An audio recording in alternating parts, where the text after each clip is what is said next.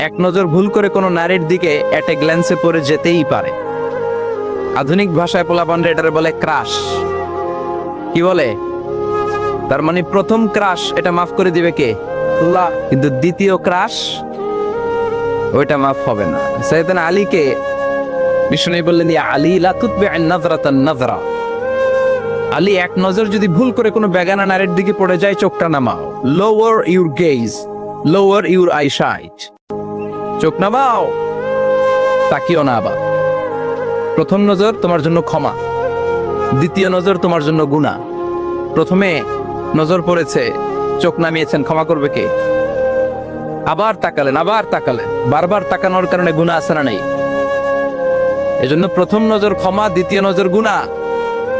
অনেকে কৌশল করে বলে, প্রথম নজর যেহেতু ক্ষমা, এক নজরে আধা ঘন্টা তাকিয়ে থাকবো।